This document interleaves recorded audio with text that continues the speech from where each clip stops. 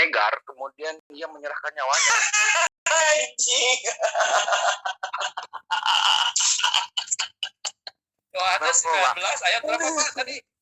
1930. 30. Jadi Yesus ini mati diracun karena itu anggur asam gitu ya.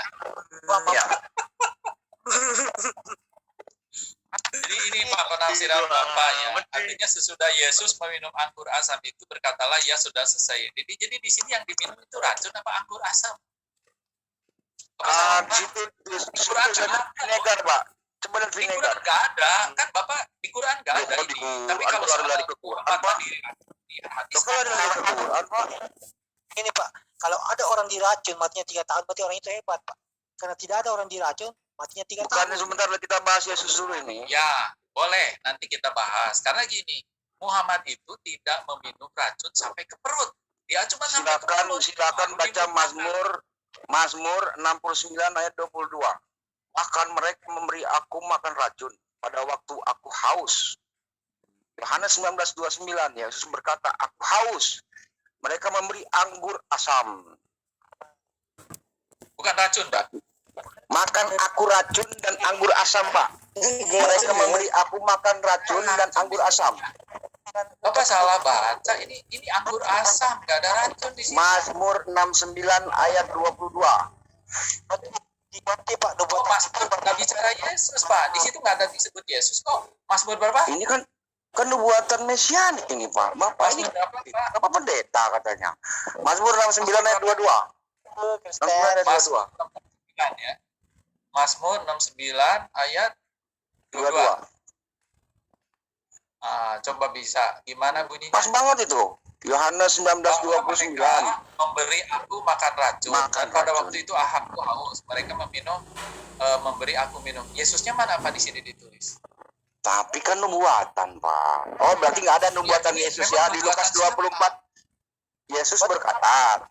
Berarti ini bohong semua, Pak ya, nubuatan di PL-nya. Ya, ini ada kaitan ke Yesus.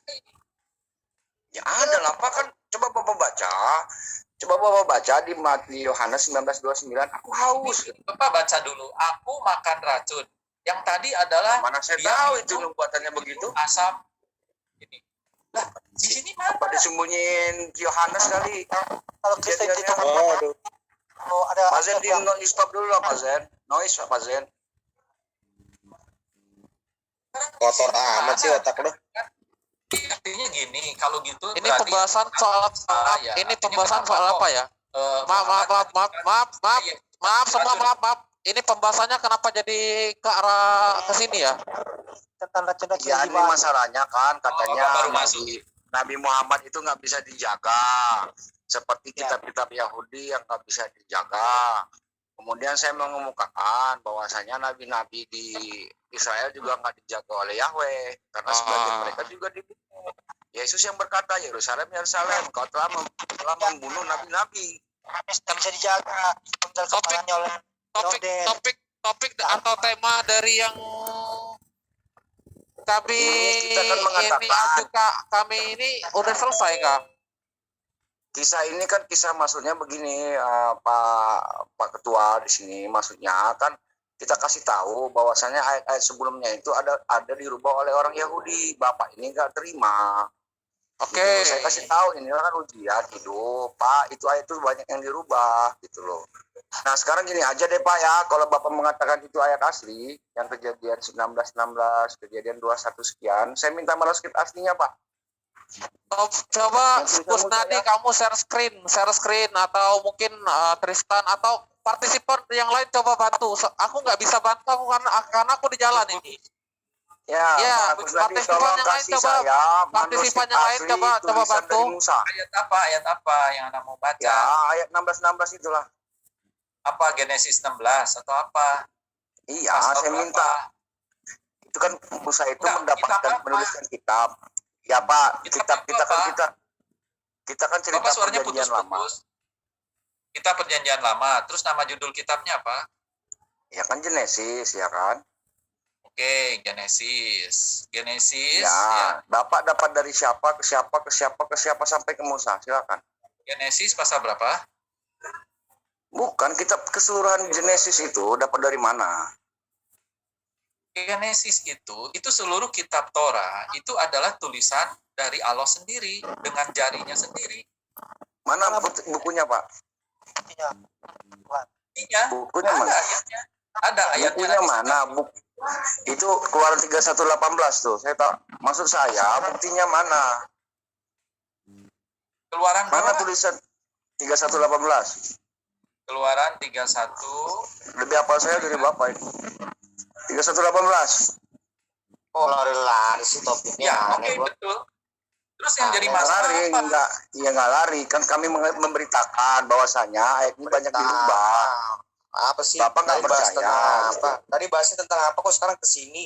Racun, sekarang ke sini. Pas Nabi Muhammad diracun, maka kita beralih ke ini. Ya, Dia bilang sekarang dia- gini, Pak. Ya, sekarang gini, Pak. Hai, Kita katakan memangnya Allah Yahweh itu bisa menjaga Nabi. Bapak bilang, Kacau, ya kacau. sekarang begini ya. Yahweh sendiri mengatakan Satu-satu, Yeremia 88 tolong dong, ya. tolong satu-satu dong, tolong. Satu-satu, jangan berebutan, tolong satu-satu. Tolong Apa ya? satu-satu yang ngomong, tolong satu-satu yang ngomong. Udah. Pak Kusnadi dulu ngomong deh. Jadi jangan menyentuh sampai ke Nabi Muhammad ya. Ini masalahnya kan saya bandingkan ke Yesus nanti. Silakan. Tadi saya sudah mengatakan bahwa kalau kita bicara tentang apa anak yang dikorbankan itu adalah Ismail, oke lah, itu merupakan anak daripada Imam yang ya, Coba ditutup dulu tuh noise. Pak, tolong dihormati nih tamunya. Noise. Bang Kancerino, di mute.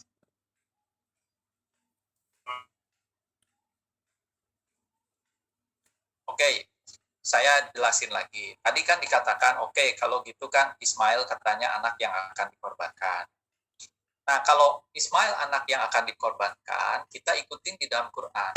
Ternyata memang betul akhirnya dia dikorbankan. Sehingga akhirnya dia dipindahkan ke Mekah. Sementara Ishak masih bersama Abraham di Hebron, Palestina. Itulah sebabnya maka seluruh nabi-nabi itu diturunkan lewat Ishak, yaitu di Palestina. Sementara Ismail tidak menurunkan nabi-nabi, ya satu pun tidak ada selama 1000 tahun. Nah, sampai akhirnya barulah muncul Muhammad setelah 4000 tahun. Jadi saya katakan tadi, ini kedatangan Muhammad ini sangat terlambat. Karena dia datang setelah seluruh nabi-nabi diturunkan dan Ismail tidak pernah menurunkan nabi-nabi. Nah, terus kemudian tadi Bapak mengatakan karena kedatangan Muhammad itu adalah untuk meluruskan. Nah, baru saya katakan, kalau Muhammad atau Quran meluruskan sesuatu yang lalu, yang 4000 tahun yang lalu, yaitu Jabur, Taurat, dan Injil, itu sama aja dengan Tuhan meluruskan dirinya sendiri. Kalau Tuhan meluruskan dirinya sendiri, artinya sama aja dengan mengakui Tuhan yang tidak Kitab Yeremia. Ya kan? Di dalam kitab penetapan Yeremia itu sudah Tuhan mengatakan kepada nabi-nabinya bahwa dia akan menghukum bangsa Israel yang tegar tengkuk dan degil.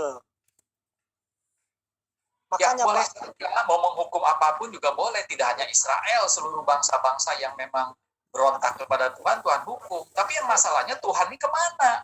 Kok dia hanya memelihara Quran, sementara Jabur, Taurat, Injil tidak dipelihara? Emangnya Tuhan pilih kasih? Ya dong. 8 ayat 8. Coba Bapak baca itu Yeremia 8 Coba ayat 8. diam dulu lah, nanti biar saya tanggapin. Coba, nanti Pak Kusnadi bilang tadi kan pilih kasih ya. Yesus sendiri juga kan udah mengatakan mereka pembunuh nabi-nabi. Jadi masalah itu nggak usah dipermasalahkan. Sekarang masalahnya kan Bapak memaparkan kisah Nabi Ishak dan Ismail di sini. Itu saja dulu yang kita bahas, Bos. Gitu. Ya. Nggak tahu. Oke, jadi bahasannya sampai situ. Artinya gini, bahwa betul akhirnya memang Ismail yang akan dikorbankan dan benar-benar dia memang dikorbankan. Karena itulah dia adanya di Mekah. Itu. Dan dia tidak bisa menurunkan satu nabi pun Ismail itu. Ya kecuali mungkin yang Anda klaim, yaitu setelah 4000 tahun. Jadi Tuhannya kemana? Apakah Tuhan melupakan Ismail atau nenek moyangnya Muhammad sehingga tidak ada satu nabi pun di situ? Bahkan justru kalau begitu, apa yang dilakukan oleh Abraham kepada Ismail itu terulang lagi kepada Abdul Muthalib yang saya baca di Sirah Muhammad karangan Ibnu Hisam maupun di dalam karangan Ibnu Ishaq, di mana di situ dikatakan Abdul Muthalib kakeknya Muhammad itu akan mengorbankan anaknya Abdullah dengan cara menyembelih. Nah, ternyata itu pun ditukar dengan kurang lebih 100 ekor unta ya kalau nggak salah. Itu bisa bacalah di Sirah karangan Hisam ya. Jadi mungkin setelah itu barulah Muhammad muncul gitu kan. Mungkin ya kan ini saya ngikutin apa yang ditulis di dalam keislaman bukan di dalam kekristenan. Nah, silakan ditanggapi. Selesai. Silakan Tristan atau partisipan lain tanggapin Kusnadi ini. Atau mungkin ada yang baru masuk mungkin? Ada yang ingin menanggapin? Atau siapa mungkin? Silakan ditanggapin Kusnadi ini. Jadi bagus Nadi, masalah apakah ada kenabian di jalur Nabi Ismail itu ada. Nabi Ismail sendiri adalah nabi. Dia adalah rasul dan dia adalah nabi gitu loh. Dengar nggak Pak? Pak? Ya, oke. Kalau Ismail dikatakan nabi ya, berarti dia nabi untuk Mekah gitu kan karena dia di Iya. Ismail berarti penduduk Mekah. Ya.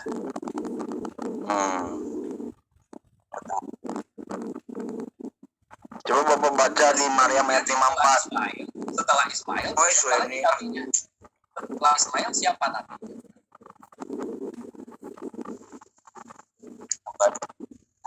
Nggak ada lah.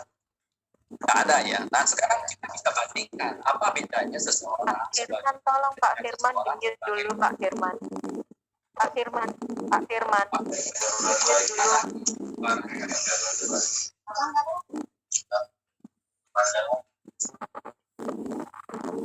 Pak Firman, tolong mute Pak Firman. Pak Firman Klik aja lah dulu. Pak Edward, tolong dipit Pak Edward. Silakan lanjut. Silakan. ya tadi saya kan udah sampaikan artinya Ismail ini ternyata gagal di dalam menurunkan nabi karena dia adalah nabi terakhir orang Mekah. Dia nabi terakhir kenapa? Karena memang sesudah dia tidak ada lagi nabi sampai nanti mungkin tahun 600 kan baru ada lagi. Boleh saya tanggapi Pak? Dulu sedikit tambahin. Boleh saya Silakan. Tapi suaranya kurang jelas ini. Ya, ini antara Pak Edward sama Pak Firman. Lihat di partisipan. Coba lihat di partisipan. Antara Pak Edward dan Pak Firman.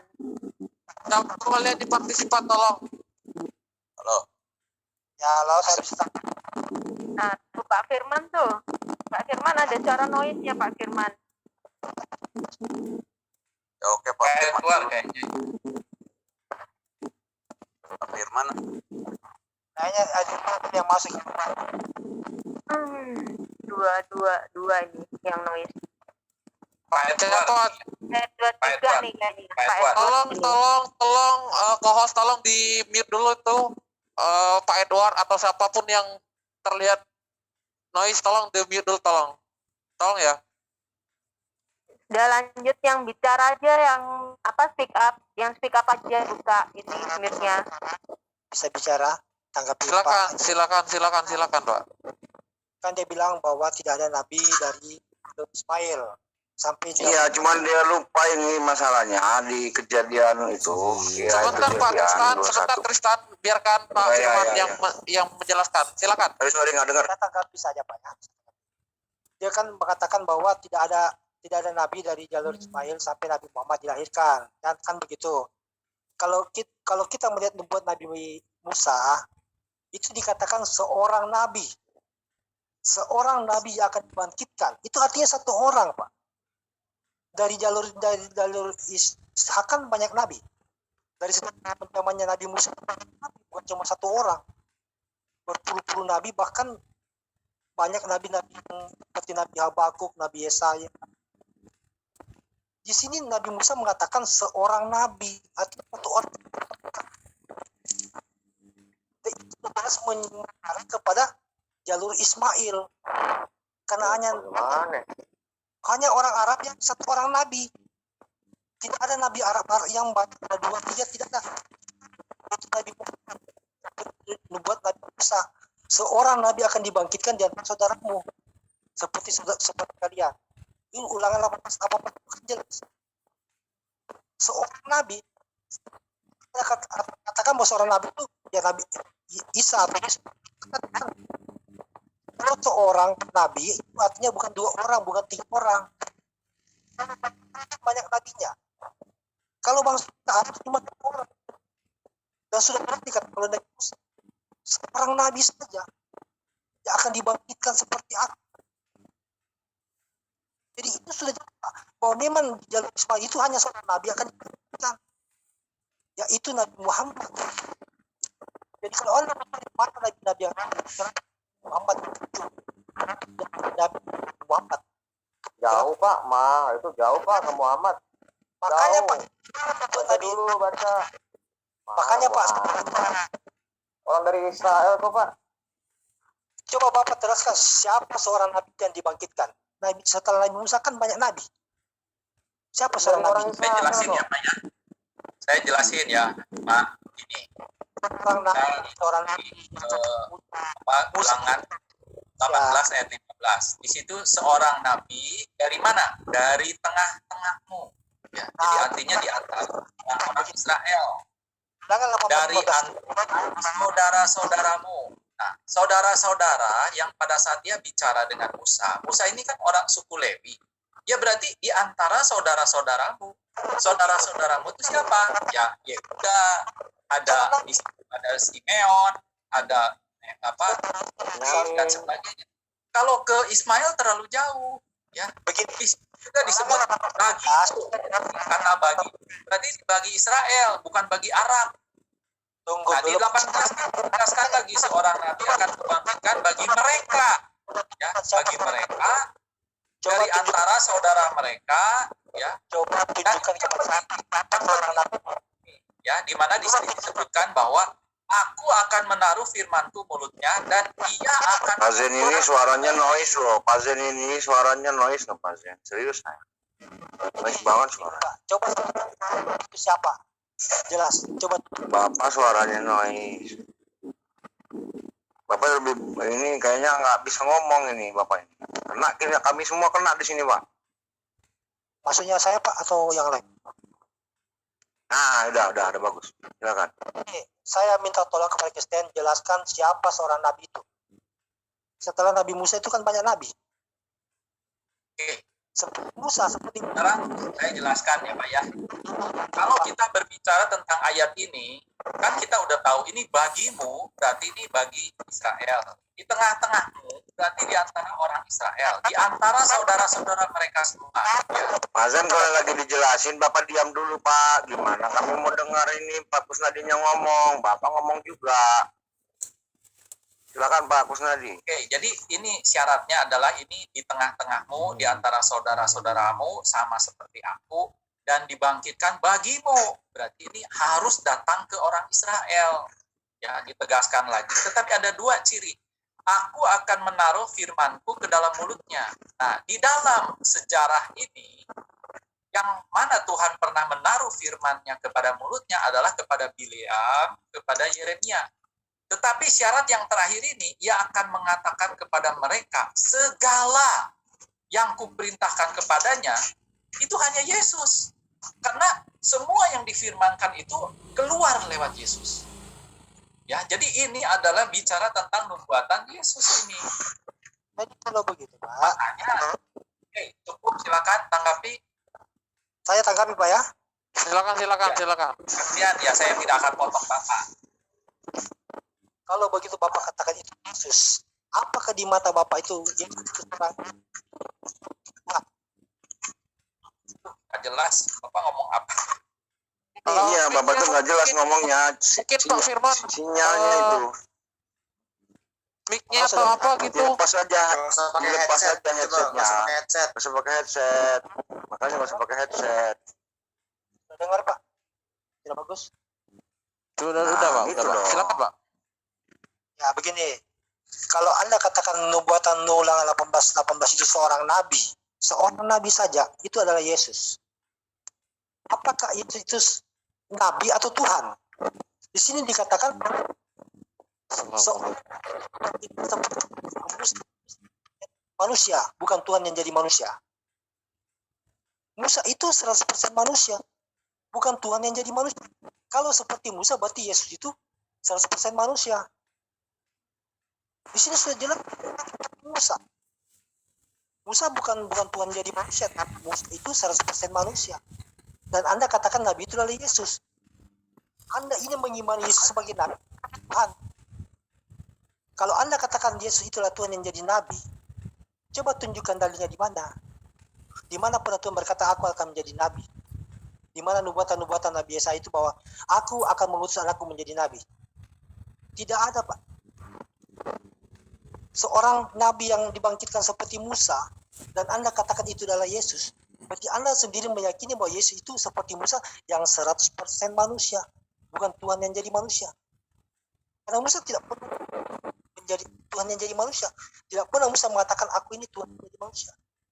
Dia 100% manusia, Pak, yang mengajarkan segala ajaran-ajarannya dan firman yang diberikan dari Tuhan. Nabi, Anda mengimani Yesus itu sebagai apa? Sebagai Tuhan atau sebagai sebagai Nabi? Kita mengatakan bahwa Yesus Tuhan.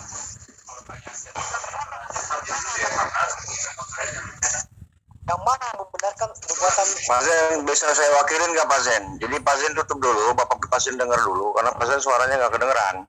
Bisa saya wakilin nggak? Bisa nggak? Mute dulu deh Pak. Bapak di mute dulu deh Pak. Pak Firman atau siapapun yang noise, tolong dibenerin dulu, apa cari tempat yang ini ya sinyalnya. Untuk sementara mungkin partisipan ada yang ingin membantu. Pak Kusnadi tadi kan ya ini dimatiin dulu lah, sakit kali telinga.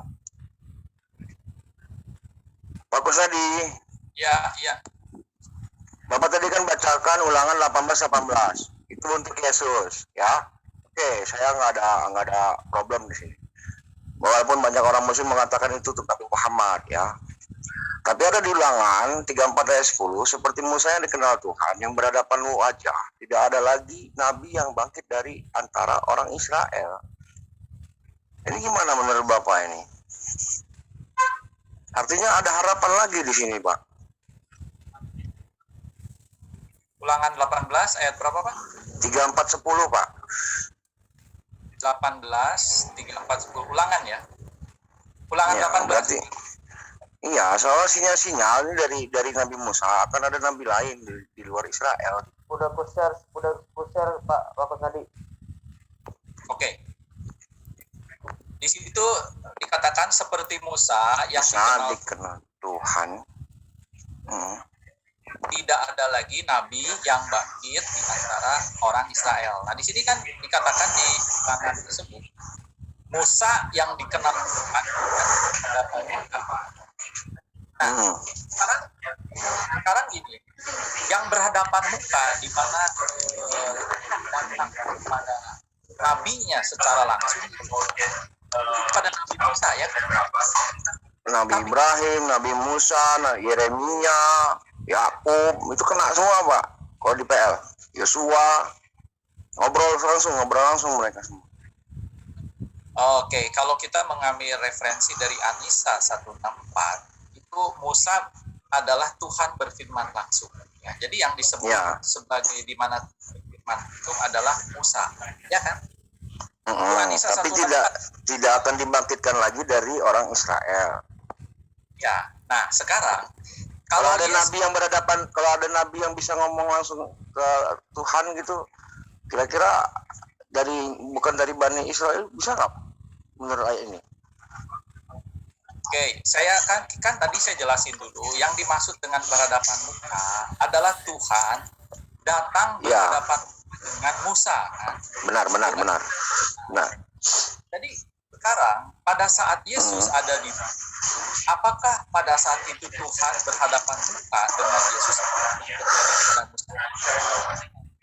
Enggak, cuman ada suara dari langit aja, dari surga. Oke, itu pun di dalam Quran tidak pernah disebut bahwa Tuhan datang langsung kepada Isa, ya kan? Seperti Ada. berhadapanmu. Di akhir zaman nanti, Oke. setelah kiamat. Oh, akhir zaman. Oh ya, berarti ayatnya ada nggak di Quran? Kalau soal Musa kan ada. Ada Nabi Ada. Nabi Isa dan Di Quran di ayat berapa? Di mana berhadapan muka dengan Isa, di mana ayat? berhadapan muka, maksudnya itu langsung dialog. Tapi itu di hari penghakiman. Nanti, Loh, kayak setelah kiamat. Yang mana dikatakan Sebentar, saya cari. Oke. Dalam segala hal tanda dan mujizat, Pak, Nabi itu tidak lagi mengadakan. Oh, ini bukan soal mujizat, ini tentang berhadapan muka dengan muka. Ya, makanya Pak, di sini dalam hal segala tanda dan mujizat itu tidak akan sama seperti Musa lagi. Jadi Nabi itu tidak akan bermujizat. Terus. Ya terus lanjut baca. Seperti Musa yang dikenal Tuhan, yang berhadapan muka. Pak, Bapak itu mengimani nubuatan Yesaya atau nubuatan Nabi Musa? Al-Maidah 118, Pak. 116. 106. Ya. Wahai Isa, apakah engkau menjadikan dirimu dan ibumu Tuhan selain aku? Saya kira ayat itu tidak mengatakan bahwa dia berhadapan dengan Dialog aja dialog. Oh, dialog. Ya, Dialog lain itu lah dialog. kalau dialog, Pak. Bapak tahu nggak pada waktu Kalau di akhirat, Pak, kalau di akhirat orang Islam itu nanti melihat Allah di kiamat 2223. Ini berhadapan wajah ini, insyaallah. Oh.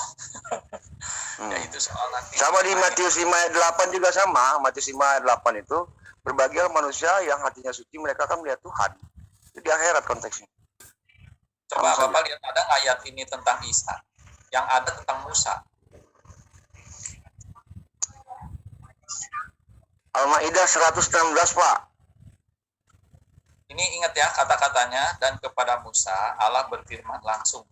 Nah, sekarang Ya, dan ingatlah ketika Allah berfirman, "Hai Isa putra Maryam, adakah kamu mengatakan kepada manusia, jadikanlah aku dan ibuku dua orang Tuhan selain Allah?" Isa menjawab, "Maha suci ingat engkau." apa? Al-Maidah 116. 116. Oke, mana kata-katanya? Ada nggak berfirman langsung di sini? Dan ketika Allah berfirman, Iya. wa isqallah Beda. ya Isa, langsung. Di sini nggak berfirman langsung. Kalau Anda katakan bahwa dia berfirman langsung, berarti Ini nanti Pak, ayat nanti, maksud saya Bapak ini nggak paham. Setelah kiamat ini hari penghakiman. Nah, beda. Artinya Allah berfirman dengan Allah berfirman langsung itu beda. Beda. Kalau Allah Mungkin beda kitab ya, silakan. Tapi kalau berfirman langsung Allah sendiri yang bicara dengan Musa. Beda loh, Pak. Itu Allah sendiri, Pak. Masa ya dan Allah berfirman. Biasa itu. Kan kepada Musa pun begitu, dan Allah berfirman kepada Musa. Salah ya. Anisa 164 salah kalau begitu. Itu Bapak. kalau di bumi konteksnya, ayat ini konteksnya nanti kalau bumi udah nggak ada gitu loh, Pak. Ya, berarti ini salah dong kalau Bapak berani mengatakan begitu. Anisa 164 ini salah. Karena dikatakan Saya pertengahin sedikit, saya tinggi, maaf sedikit saya. Memang ini Kristen ini. So nyala-nyalakan. Ya, saya sedikit pertengahi. Kusnadi, jika ada dari teman muslim menyatakan bahwa misalkan seperti ini ayat nanti pada setelah pada saat salah. ini kita bukan berbicara dari terjemahan tetapi dari teks asli. Kenapa ada macam-macam, misalkan seperti halnya Quran surat Al-Baqarah ayat 62, aku kasih contoh ya. Di situ kan sering sekali dijadikan alat oleh teman-teman Kristen bahwasanya Kristen itu adalah orang yang beriman. Padahal kalau berbicara teks Arabnya, teks aslinya itu adalah fi'il madhi.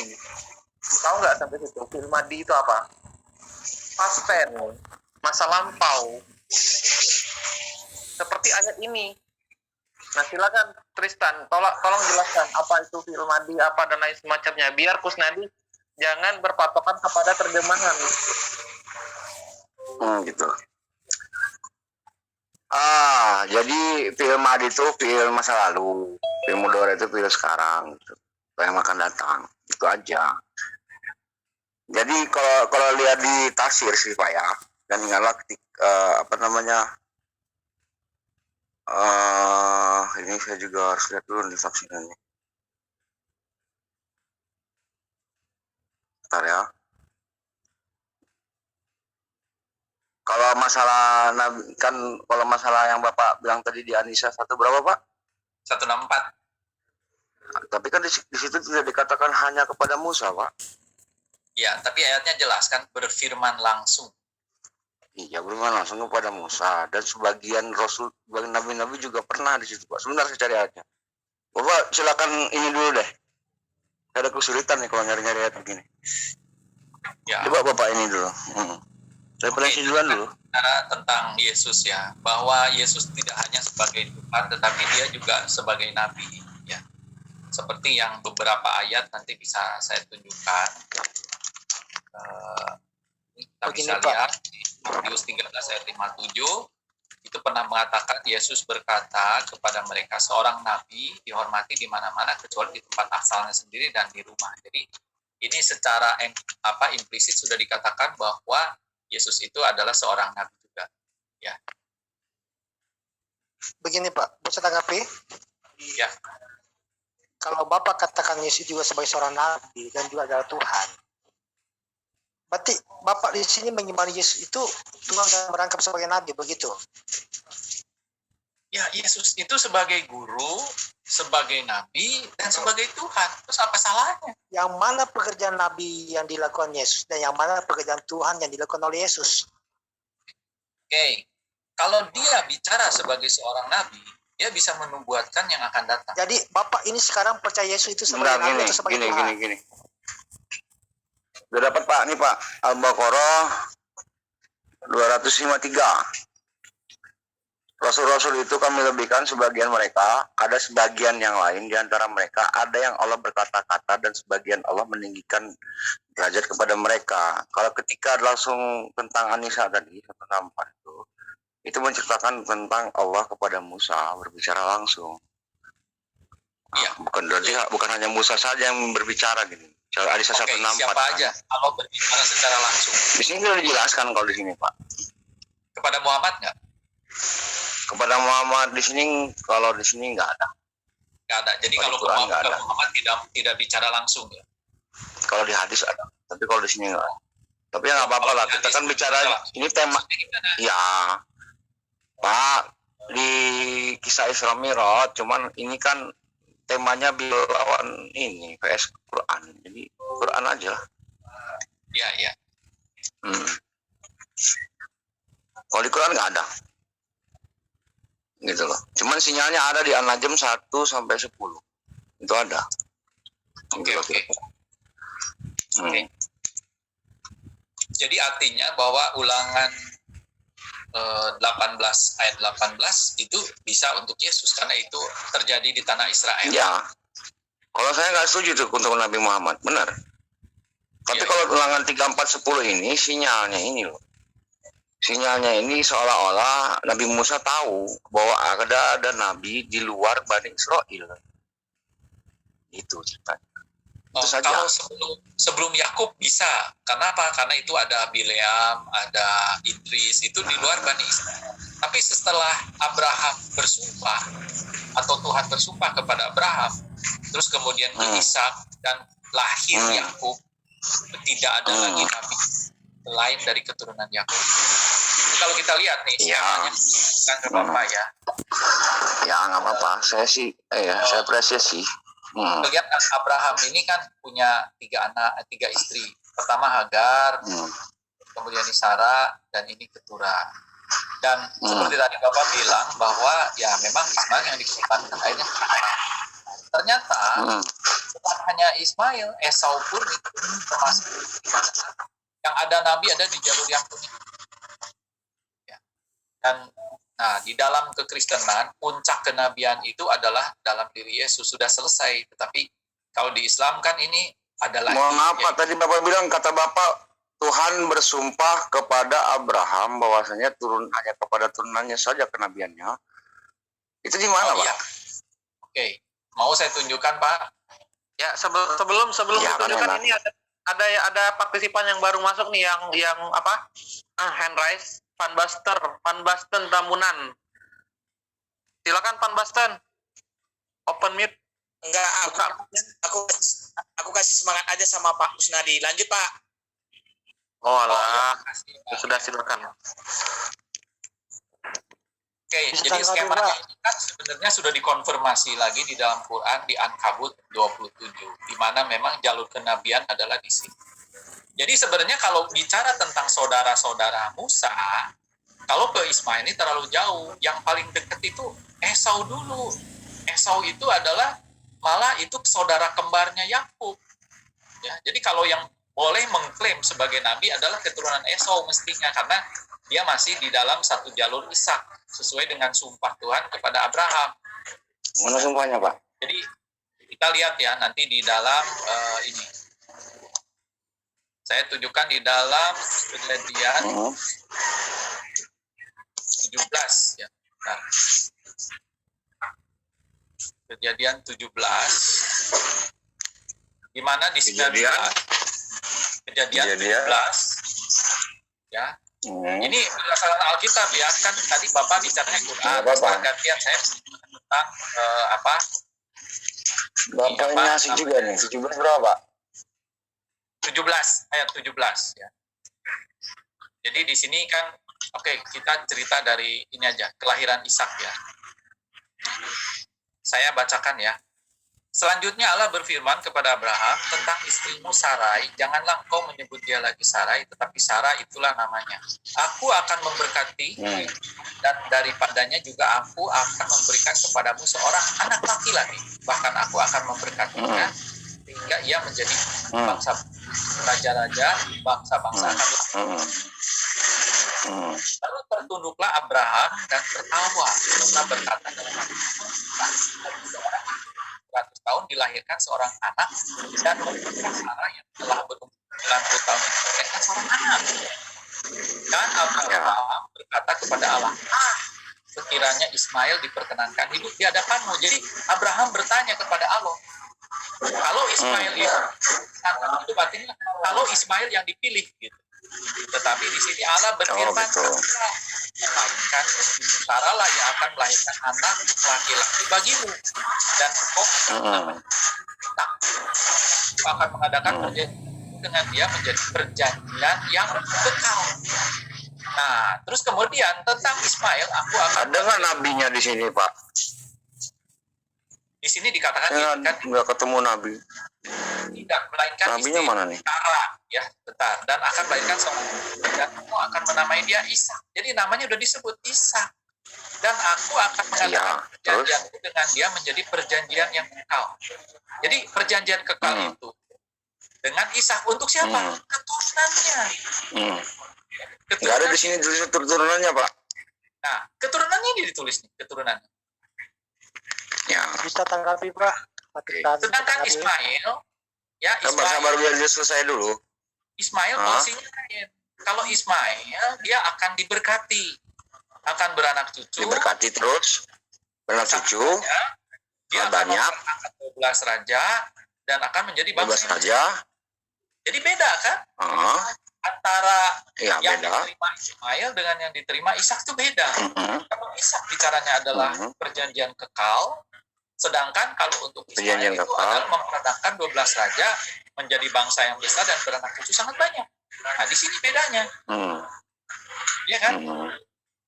Nah, jadi inilah sebabnya karena Tuhan sudah bersumpah kepada Abraham, maka nabi-nabi diturunkan lewat jalur Ishak. Itulah sebabnya. Jadi jalur lain udah nggak ada lagi, Pak ya? Ya di keturunan Ismail berarti udah nggak ada. Jadi itulah sebabnya gitu. Ya, kalau kita melihat gambar ini yang tadi saya tunjukkan, Itu yang Ya. bertanya-tanya gitu. Sekarang gini, kalau Tuhan sudah tahu, ya, Tuhan sudah tahu bahwa nanti ada Ismail, ada Noise, tolong. Siapa itu noise? Tolong. nih, berarti kan Tuhan sudah tahu nih pada waktu kita bersama dengan Abraham, Tuhan sudah tahu. Kalau Tuhan sudah tahu bahwa nanti ada Muhammad, dia tidak mungkin bersumpah kepada Abraham. Jadi kalau sekarang ternyata ada nabi keturunan Ismail, sama aja dengan Tuhan menundanya. Tristan, Tolong tunggu dulu, Tristan bentar.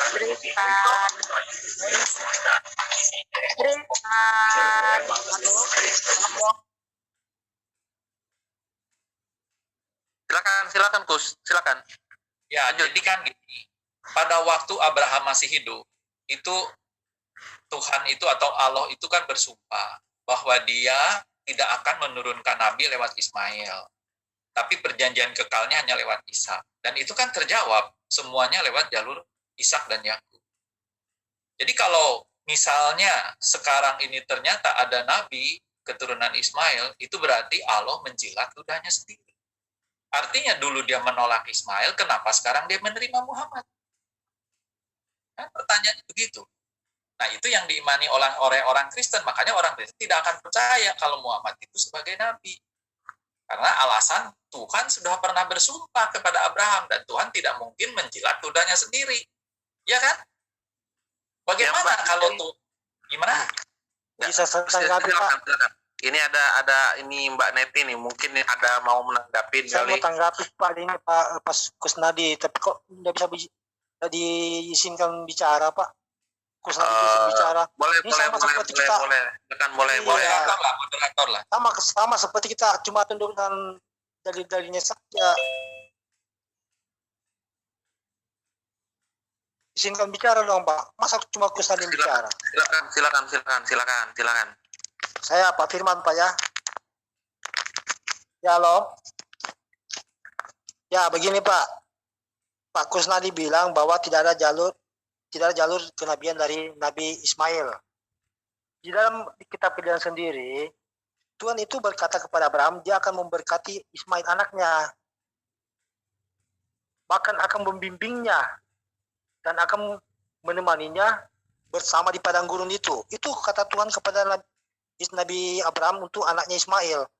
Dan di sini juga pada disampaikan dalam Kejadian 12 ayat 2 sampai 3, Aku akan membuat engkau menjadi bangsa yang besar dan memberkati engkau serta membuat namamu masyhur. Ini kepada Abraham. Aku akan memberkati orang-orang yang memberkati engkau. Berarti orang-orang yang memberkati Abraham atau orang-orang yang memuji dan memuliakan Abraham itu Tuhan akan memberkatinya. Siapa orang-orang yang memuji Abraham itu dan memuliakan Abraham? Yaitu umat Islam. Kita umat Islam ini selalu memuji dan memuliakan Nabi Ibrahim. Bahkan dalam syarat pun kita sebut nama Nabi Ibrahim. Karena itu Tuhan berkata, aku akan berkati orang-orang yang memberkati engkau. Ini ucapan Tuhan kepada Nabi Abraham.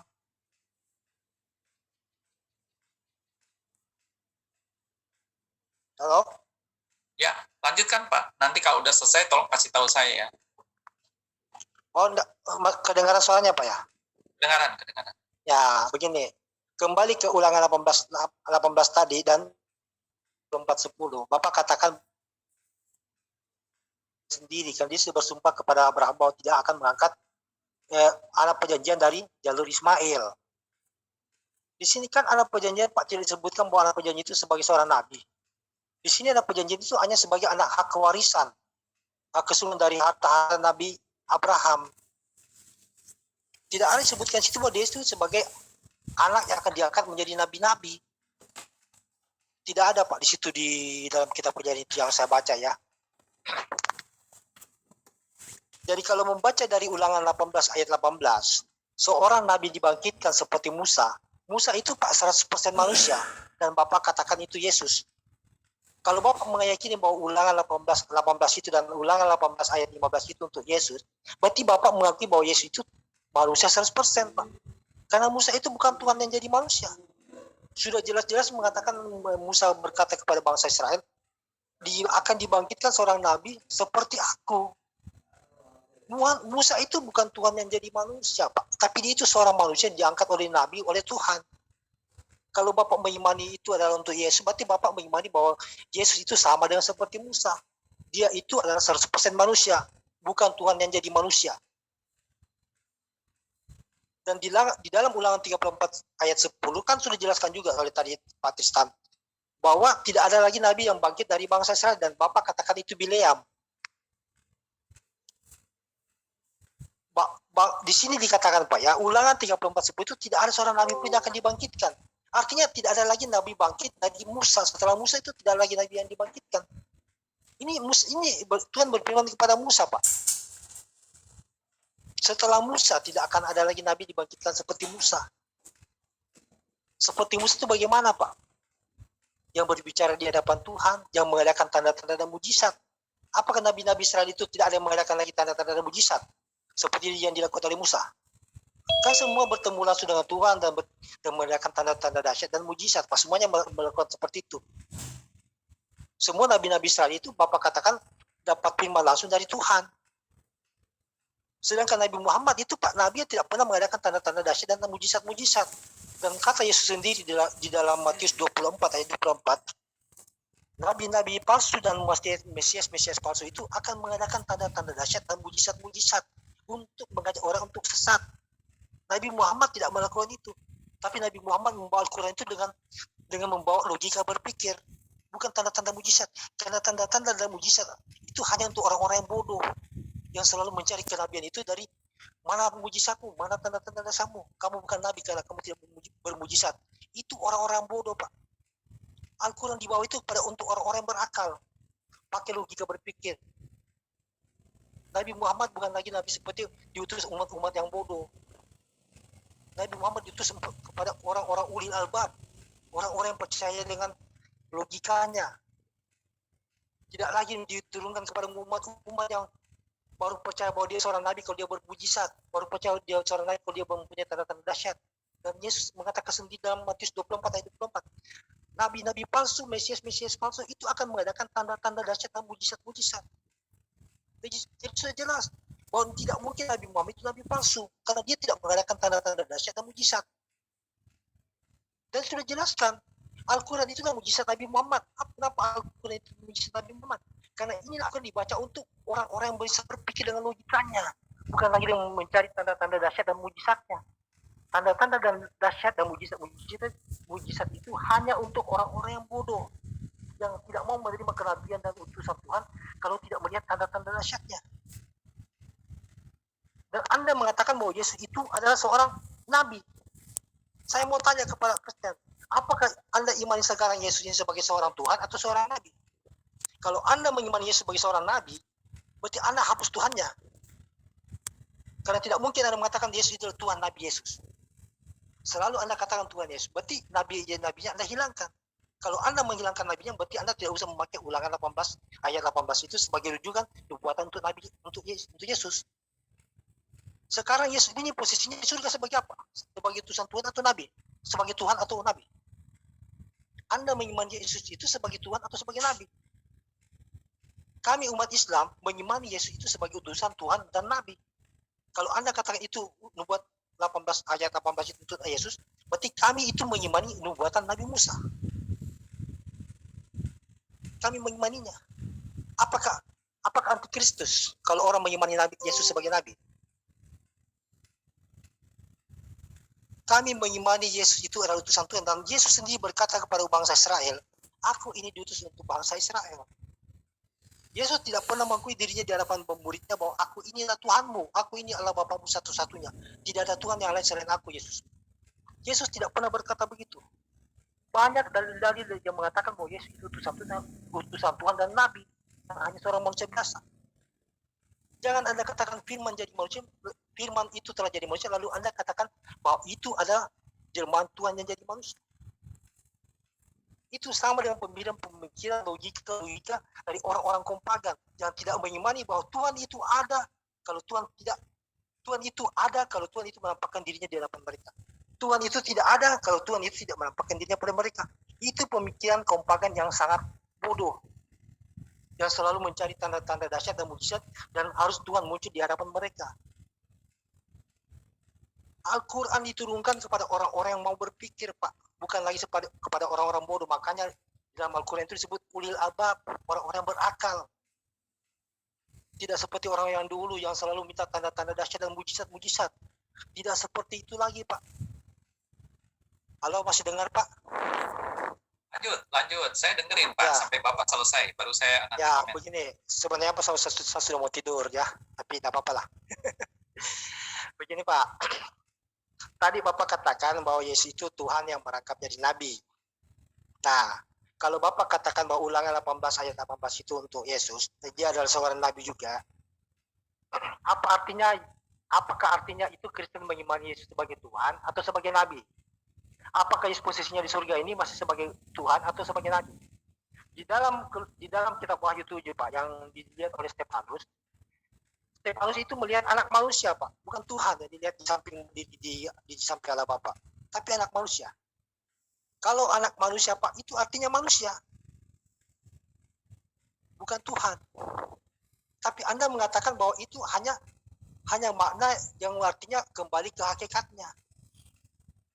Kalau kembali ke hakikatnya, Pak, tidak mungkin Stefanus berkata, aku melihat anak manusia duduk di sebelah kanan Bapa. Tentu dia akan berkata, aku melihat anak manusia itu kembali ke tahtanya. Seharusnya berkata begitu, Pak. Oke, Pak, silakan tanggapi, Pak. Sebenarnya masih mau, tapi saya silakan tanggapi, Pak, pernyataan saya. Oke? Oke, saya Aku sangat tanggapi. ditanggapin. Saat ini kita kan sedang membicarakan apa yang merupakan sumpah Tuhan kepada Abraham. Kalau Bapak mengeluarkan unek-unek seperti itu, baru nanti kita akan bahas. Tetapi di sini adalah sebuah fakta yang terjadi seperti skema tadi, bahwa Tuhan sudah bersumpah kepada Abraham bahwa perjanjian kekal itu akan diberikan kepada keturunan Ishak. Nah, itu masalahnya. Jadi fakta yang terjadi memang di dalam keturunan Ismail tidak ada nabi, ya kecuali Muhammad yang terakhir itu, ya kan? Selama 4.000 tahun tidak ada satupun nabi yang diturunkan di bawah Ismail. Jadi ini fakta yang tidak bisa dibantah, dan itu sinkron dengan sumpah Tuhan kepada Abraham. Jadi kalau sekarang keislaman mau klaim bahwa Ulangan 18 ayat 18, saya katakan tadi terlalu jauh. Yang paling berhak itu adalah bukan keturunan Ismail. Yang paling berhak itu adalah saudara kembarnya Yakub yang bernama Esau. Itu pun dia punya anak banyak. Jadi kalau mau berbicara saudara daripada Musa itu sangat banyak. Jadi jangan mencoba itu dikaitkan kepada Ismail gitu. Kalau Bapak mengatakan bahwa Islam paling benar dan lain yang paling benar, itu silahkan, Pak. Yang penting di sini kan gini, kita butuh pengakuan daripada Tuhan itu sendiri. Kalau Tuhan tidak mengakui, ya mau ngomong apa? Apalagi kalau Anda katakan bahwa Abraham itu sebenarnya seseorang yang Anda panuti atau Anda hujat. Karena di dalam Kejadian 18 itu jelas sekali bahwa Tuhan menampakkan diri kepada Abraham di dalam rupa manusia ditemani dengan 2 malaikat. Dan di situ Abraham sujud kepada sosok yang datang bertiga itu. Jadi artinya Yod-He-Waw-He dengan kedua malaikat. Dan Abraham berbincang-bincang, dan di dalam ayat-ayat di dalam Torah itu sudah jelas disebut yang berbicara, yang bersama dengan Abraham, yang berjalan-jalan dengan Abraham dalam rupa manusia dan seterusnya itu adalah Yod-He-Waw-He, atau dikatakan Yahweh, Jehovah, atau itu ya Tuhan itu sendiri. Jadi bukan kita mengada-ngada, tetapi kitab Torah sendiri yang mengajarkan, yang adalah tulisan tangan Tuhan, bahwa Tuhan itu bisa menampilkan dalam sesuatu yang imanen, tidak hanya sesuatu yang transenden. Ya, saya akan gambarkan di dalam sebuah skema yang mungkin Bapak bisa pahami ya. Assalamualaikum. Waalaikumsalam. Nah, kita lihat di sini seperti yang kita lihat di dalam kejadian di Musa ya. Itu di Musa itu ada sesuatu yang imanen. Imanen itu bisa dilihat, bisa didengar. Tapi Allah itu sesuatu yang transenden, nggak bisa dilihat dan nggak bisa didengar. Tapi ternyata yang berhadapan dengan Musa adalah ada suara, ada semak api, ada tiang awan, ada tiang api. Jadi artinya Tuhan yang transenden ini bisa menyatakan diri dalam sesuatu yang imanen. Sehingga Musa bisa melihat tiang api, tiang awan, dan seterusnya. Jadi artinya bahwa ini dari Tuhan sendiri yang mengajarkan demikian. Bukan dari kekristenan. Kitab Yahudi yang mengajarkan ada sesuatu yang imanen. Dan di perjanjian baru, sesuatu yang imanen itu ternyata Sang Firman Allah itu menyatakan diri di dalam rupa manusia. Jadi kalau dikatakan, ini manusia atau bukan? Ya manusia. Jelas manusia, cuman beda asal-usulnya. Ini manusia sama seperti kita, dia juga butuh makan, dia juga ada takut, dia juga bisa tidur, bisa terluka, ya. Tapi yang beda adalah usul-usulnya. Karena dia tidak dilahirkan dari benih laki-laki dan perempuan. Tetapi malaikat Gabriel mengatakan bahwa dia dikandung dari Roh Kudus. Nah, jadi kalau Anda tanyakan, ini Yesus ini siapa? Ya manusia, tetapi asal-usulnya yang beda. Ya, ini itu pun juga diakui di dalam Quran bahwa Yesus atau Isa itu tidak berbapak, tidak beribu, tetapi nggak bisa disamakan dengan Adam. Kalau Adam manusia pertama, kalau Yesus itu sebenarnya kalau dibiarkan aja kan antara Maria dengan Yusuf hamil punya anak, ya, bisa muncul Yesus, nggak perlu dengan melakukan intervensi seperti itu. Berarti Yesus itu adalah manusia pertama juga, manusia pertama yang tidak pernah berdosa, yang tidak berdosa, beda dengan Adam. Jadi saya tidak membantah kalau Yesus itu manusia, ya, tetapi bukan sama seperti itu. Oke, silakan, itu aja jawaban dari saya, Pak. Kalau ada yang kurang jelas. Terima kasih, Kusnadi. Gimana nih, Pak Firman? Jawaban tadi udah memuaskan belum? Oh, Pak Firmannya udah keluar ya? Mungkin dari partisipan yang baru masuk, mungkin kayak Mbak Neti atau Kang Eri, atau dari aku mungkin diriku sendiri, coba ditanggapin Kusnadi bagaimana? Boleh ditanya, boleh nanya nggak nih? Silakan Bang. Pak Kusnadi, untuk keilahian Yesus, ya, kemanusiaan Yesus dan keilahiannya, itu hubungannya seperti apa antara kemanusiaan dan keilahiannya? Di dalam kredo Athanasius misalkan dikatakan bahwa ia tidak bercampur baur, tetapi juga tidak bisa dipisahkan. Yang tidak bercampur baur apa? Yang tidak bisa dipisahkan apa? Kira-kira itu pertanyaannya. Oke. Saya pun tidak paham dari apa yang dikatakan tidak berbaur, tetapi juga tidak bisa dipisahkan. Apanya yang saya